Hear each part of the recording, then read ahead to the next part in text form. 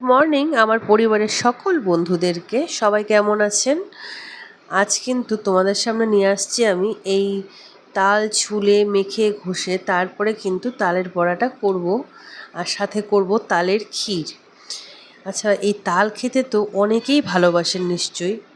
তো এই তাল খেতে আমিও খুব ভালোবাসি, কিন্তু এই তাল মানে এই যে মেখে ঘষে যে ক্ষীরটা বের করা, এটাই কিন্তু খুব কষ্ট। কিন্তু একটা কথা আছে, কষ্ট না করলে কেষ্ট মেলে না। এটা তো সত্যির, বলো, এটা তো মানতেই হয়।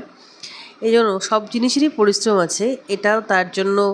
খেতে গেলে অনেকটা সময় ধরে এটাকে ঘষে তার ক্ষীরটা বের করতে হবে। তাই কিন্তু আমি এটাকে সকাল সকাল মানে রেডি করে রেখেছিলাম যে তাড়াতাড়ি ঘষে রাখবো। তো তারপরে সন্ধ্যাবেলার দিকে এটাকে ভেজে নেব, কারণ এটাকে পরে যদি মেখে তালের ক্ষীরটাকে বের করে তারপরে মেখে যদি বড়া করতে নিই একসাথে, অনেকটা সময় লাগে। এই জন্য এটাকে আগে ভাবলাম যে আগে তালটা ঘষে টষে রেডি করে রাখি। তো ঘষা হয়ে গেছে আমার। তারপরে দেখো আমি এই যে তাল ক্ষীরটা বেরিয়েছে, তো কিছুটা করব হচ্ছে অল্প করে, কারণ আমরা বেশি জন তো লোক নেই, আর এইসব খেতে ভালো লাগে কিন্তু বেশি আবার খাওয়াও যায় না। তো অল্প করে তালের ক্ষীর করব, আর অল্প একটুই তালের বড়া করব। তো বছরের ফল সব রকমই খেতে হয়, তাই এই তালটাও মানে খুবই ভালোবাসি আমি। আমার বাড়ির লোক অত পছন্দ করে না এইসব খেতে, কিন্তু আমার খুব ভালো লাগে। তাই এটা হচ্ছে একদিন দুদিন আমি করি যখন তালটা ওঠে বা পাওয়া যায়। এই তালেরও সেই মানে সে তাল খুঁজেই পাচ্ছি না আমাদের এখানে। তারপরে একজনকে বলে সে তালটা নিয়ে এসে দিল।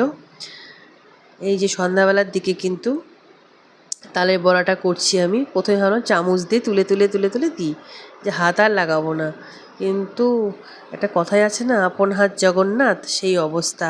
কিছুতেই চামচ দিয়ে পড়ছে না। তারপরে আমি শেষ পর্যন্ত আমার হাত দিয়েই সুন্দর করে তালের বড়াগুলা ভেজে নিলাম। তো তালের বড়া হচ্ছে, এদিকে পাশে ক্ষীরটা জাল দিচ্ছি দুধ দিয়ে চিনি দিয়ে। তো তালের বড়া আমার এখন দেখো কি সুন্দর লাল লাল হয়ে আসছে। তালের বড়া নামিয়ে নিলাম। আজকে তালের বড়াটা করে রাখলাম ঠিকই, কিন্তু আজকে আর কিন্তু খাবো না। এমনি একটা দুটো মুখে দিয়েছি। আজ যাব আমার এক বান্ধবীর বাড়িতে, গৃহপ্রবেশ আছে, সেখানে যাব। তাই এসব উল্টাপাল্টা সব নানান রকম একবারে খেলে তো হবে না, পেটটাকে একটু রেস্ট দিতে হবে। তাই এই দেখো তালের বড়াটা হয়ে গেছে। তারপরে আবার রেডি হয়ে এবার যাচ্ছি আমার বান্ধবীর বাড়িতে, গৃহপ্রবেশ আছে, তাই যাব। আমাদের সবারই নিমন্ত্রণ, কিন্তু তোমাদের দাদা ভাইয়ের আবার আছে হলো আর এক জায়গায় নিমন্ত্রণ। দুজন দুদিকে ভাগ করে গেলাম। এই যে চলে আসছি আমার বান্ধবীর বাড়িতে। খুব সুন্দর বাড়িটা করেছে, দেখো তোমরা নিশ্চয়ই ভালো লাগবে। আমার তো খুব ভালো লেগেছে। এই যে বাড়ির সামনেটা এটা। এখন আমরা ঢুকছি ভিতরে। খুব ভালো লেগেছে, প্রত্যেকটা জায়গা এত সুন্দর করে সাজানো। দেখো নিচটা এত সুন্দর করে দোলনা টোলনা সেট করা, খুব সুন্দর করে করেছে।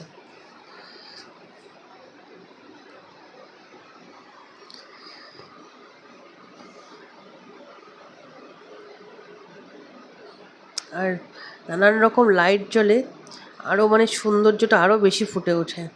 এটা হচ্ছে আমার সেই বান্ধবীর যেটা বেডরুম হবে সেটা, খুব সুন্দর করে। তাই সেইগুলো সব তুললাম, ভালো লাগছিল, খুব পছন্দ হয়েছে। সামনের মানে ব্যালকনিটাও খুব লম্বা করে, আবার এখানে একটা বাসন মাজার সুন্দর একটা ট্যাপ সেট করে নিয়েছে, বেশি বাসন টাসন হলে মাজতে পারবে। উপর থেকে দেখো নিচটাতে পাঁচিলের পাশ দিয়ে খুব সুন্দর করে লাইট লাগানো আছে, বেশ সুন্দর। এবার হচ্ছে এই যে কিচেনটা দেখো, কিচেন ডাইনিং সব একসাথেই করেছে একই, যে কারণ খাওয়া দাওয়ার জায়গাতেই গল্প হয়। এই যে এইটা হচ্ছে আমার সেই বান্ধবী, এটা হলো ছেলের বেডরুম। ছেলে ওরও ছোট, একদমই ছোট। সব গল্প হচ্ছে। এই যে আমার বান্ধবী, এখানে ঠাকুরের গান হচ্ছিল, খুব সুন্দর। এটা হলরুম, পাশেই ঠাকুর ঘরটা আছে। এটা আমার বান্ধবীর দিদি।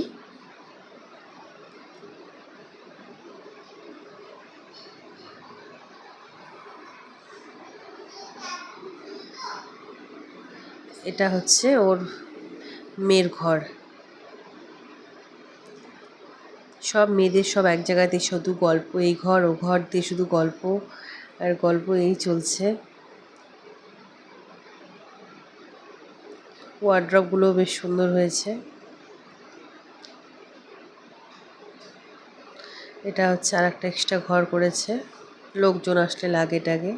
এই যে ঠাকুর ঘরটা দেখো, তোমাদের দেখালাম।